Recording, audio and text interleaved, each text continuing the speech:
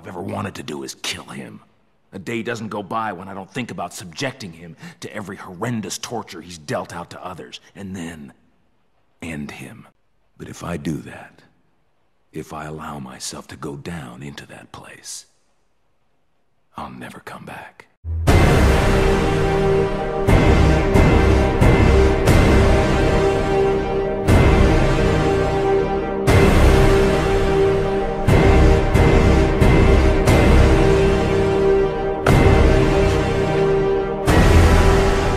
Batman does not kill. So a few weeks back I made this video, and in that video I said this: Batman not killing is what makes him so compelling. If he kills criminals, there is no moral conflict. He is no better than the Punisher, Wolverine, or any other dark, edgy hero. And then the comments hit like a plague.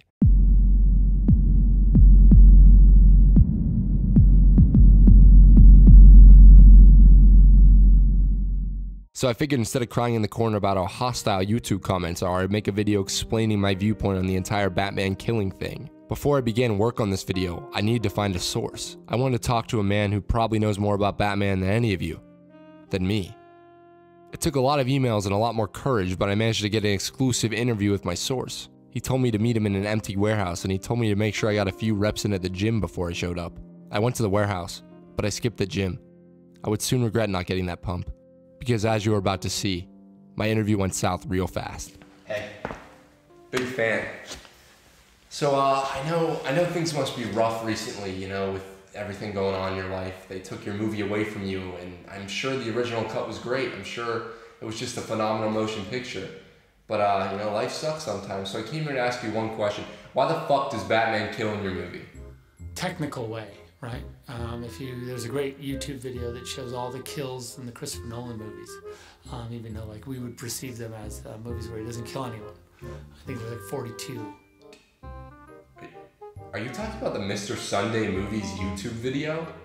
Is that what you based Batman killing off of in your film? You know, one shot. In the Nolan movies, the Bruce Wayne is all about not killing people. He has the moment where he tries to kill Joe Chill and he throws the gun in the river because his father would be ashamed of him. Did you see those movies? The Dark Knight, Joker tries to get Batman to break his rule. Hit me. Zach, have you seen these billion-dollar commercial and critical successes that basically got you to be able to make Man of Steel? Have you seen them? It goes back and includes even the Tim Burton Batman movies where, you know, this reputation as a guy that doesn't kill comes from. So, did you just say that in the Tim Burton movies, that's where his no killing rule comes from? He fucking puts a grenade on a guy and throws him down a shaft and blows him up. Although I would say, you know, in the Frank Miller comic book that I reference, you know, he kills all the time, right? The Dark Knight Returns, the book where Batman takes the gun, breaks it over his leg, and says, "These are the weapons of cowards." And all of my guys that I work with were like, "You gotta shoot him in the head," you know, because they're all comic book dorks. Who the fuck do you work with? Seems like a thing you really need to kind of find out what happens there, I think.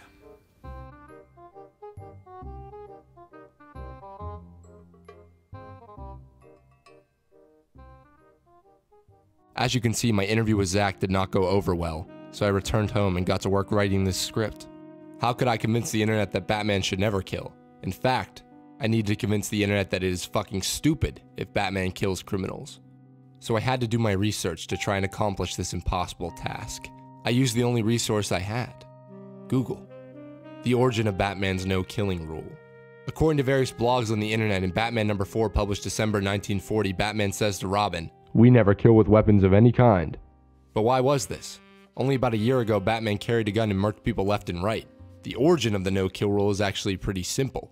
Bob Kane, in his biography, Batman and Me, explained the origin of his rule. We had our first brush with censorship over Batman's use of a gun in Batman #1. In one story in that issue, he had a machine gun mounted on his Batplane and used it. We didn't think anything was wrong with Batman carrying guns because the Shadow used guns. Bill Finger was called on the carpet by Whitney Ellsworth. He said, "Never let Batman carry a gun again." The editors thought that making Batman a murderer would taint his character and mothers would object. The new editorial policy was to get away from Batman's vigilantism and bring him over to the side of the law. The actual editorial policy states, "Heroes should never kill a villain, regardless of the depth of the villainy. The villain, if he is to die, should do so as a result of his own evil machinations." So technically every DC hero had a no-killing rule. But when was it really explored in a Batman story? Has Batman ever explained his rule, or was it ever even really explored? The first story I remember as no-killing rule being an actual plot point was A Death in the Family. Bruce contemplates whether or not he should kill the Joker after the Joker beats Jason Todd with a crowbar, then blows him up. Batman has full intention of finally killing the clown, but then the clown disappears in an explosion and things are left unresolved. Of course, you have stories like The Killing Joke where Batman says things like this: I don't want to hurt you. I don't want either of us to end up killing the other. But we're running out of alternatives. I could rehabilitate you. You don't need to be alone. We don't have to kill each other.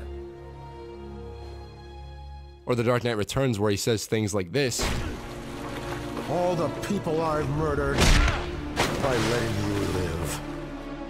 I never kept count. I did. Or maybe it's just the fact that the Batman most of us remember and worship never used a gun or killed anyone.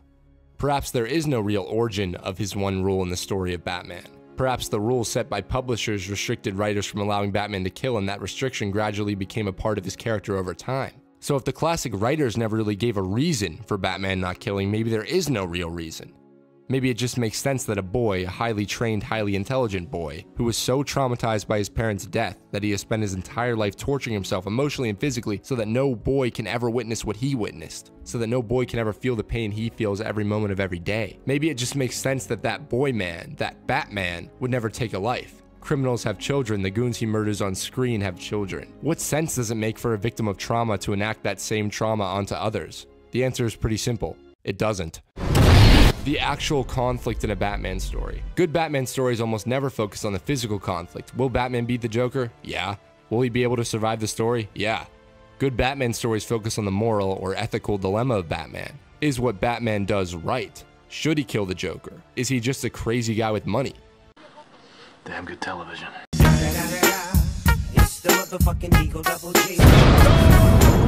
If Batman kills injustice, then he becomes injustice. If he takes a life, he becomes the man who took the life of his parents. If Batman decides to murder criminals, then there is really no story to be told. Mr. Freeze is icing people, bam, dead. Two-Face can't make up his mind on what to eat for breakfast, bam, dead. If Batman is a murderer, stories like Under the Red Hood can't exist. Stories like the Arkham games can't exist. The Dark Knight Returns can't exist. The Killing Joke can't exist. Jason is mad at Bruce for not killing the Joker. The Joker is fascinated by Batman's no-kill rule in the Arkham series. And if we are looking at the Dark Knight Returns, if Batman does indeed kill in that book, as Zack explained in his interview, and some fans tend to think, then the go-to government gopher, Superman, has reason to take Batman down. If Batman kills, why the hell would Jim Gordon work with him? Jim, buy the motherfucking book, Gordon. Go after him. I want him brought in. And I want it done by the book. As soon as you establish Batman as a killer on screen, that universe, that Batman, becomes so much less interesting. Look at the conclusion to the Batman v Superman conflict in the hit film Batman v Superman, directed by the hit director Zachary Edward Snyder. Tell me.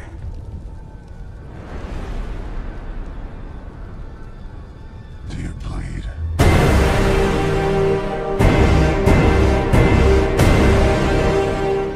The Martha moment that we all make fun of would work on paper if Batman wasn't a killer.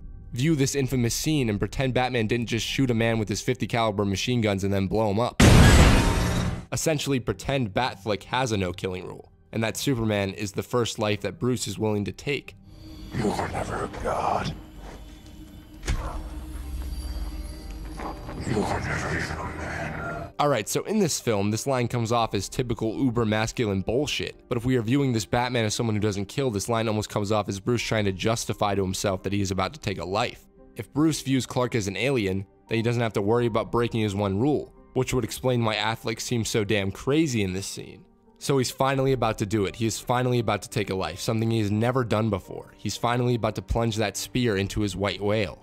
You're letting him kill Martha.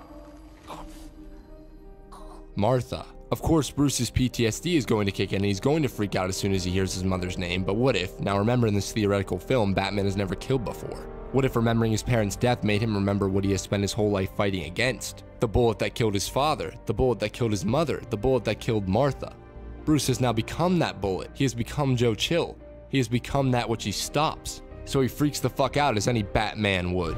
Why did you say that name? Clark is now shaking with fear. Lois runs in. Please, stop! Stop! Why did you say that name? It's his mother's name. It's his mother's name. Now Bruce finally realizes. Bruce realizes that he is about to kill someone. Kill a man who has a mother. Kill a boy who has a mother named Martha. Essentially, if Bruce killed Clark in that moment, he would be killing what is left of the 8-year-old who also had a mother named Martha. So he throws the spear away. That Martha moment works, and actually works super fucking well. If Batman does not kill. Well, too fucking bad. 30 seconds after the scene, he guns down 6 goons. Batman v Superman is not made better by the fact that Bruce is an old, tired badass who is now branding and killing criminals. It is made worse. It is not some dramatic storytelling tool. It is an excuse for Snyder to blow shit up and attempt to deconstruct a Batman which he never bothers to construct. Oh, but Alex, he lost Jason Todd. It is all a part of his arc. No, he lost Jason Todd in the comics. Did he kill the Joker for it? No. Did he want to? Yes, of course, but did he go through with it? No, because he's Batman, and Batman does not kill.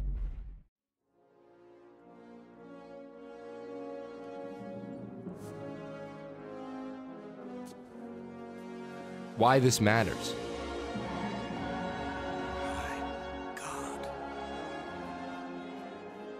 I've made this abundantly clear throughout my time on this YouTube channel. I love Batman. I love Batman too much. I love Batman so much that it's definitely an unhealthy obsession.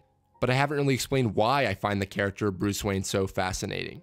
Batman stories, to me, are the ultimate tale of turning pain and suffering into something positive. That is a story that everyone can relate to because, let's be honest here, the world can suck. My parents were never gunned down in an alley. I never fell into a well of bats. But I've experienced and probably will always experience feelings of fear, of depression, of anger, of angst. It's in my nature as a human being to experience those things. It's in all our nature. It is what we choose to do with that pain that we all feel that defines us. Batman chose to turn all those negative emotions he feels into a symbol that can bring people hope. Hope that Batman will save us from pain. But more importantly, hope that we can all be Batman. Why do we force? So that we can learn to pick ourselves up. You still haven't given up on me. Never. Yes, Bruce Wayne is a flawed, crazy person. He is at times mean, stubborn, and even abusive, but he is still good. He is still someone we can aspire to be. We can try our hardest to be Superman, but no human being can fly, but we can all try to be Batman. We can all try to turn our pain into something good. When I see Batman killing people or fans in the comment section telling me that he kills all the time, it pains me. It actually hurts my soul. Batman is not about finding a way to kill evil, but try to redeem it. His mission is an impossible task. Maybe he should kill people.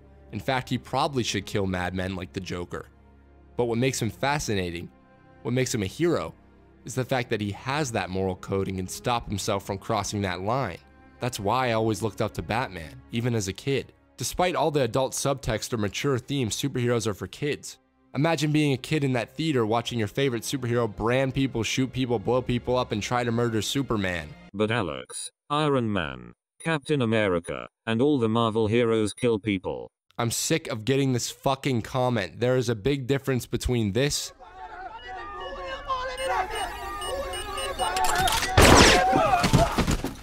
and this.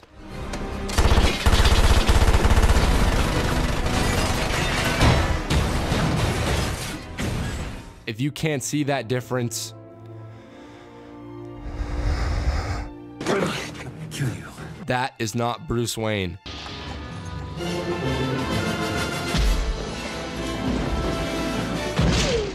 That is not Bruce Wayne. And that is certainly not Bruce Wayne. That is an interpretation of Bruce Wayne that completely misses the point of Batman. It's easy to kill. Batman does not make the easy choice. Batman does not kill.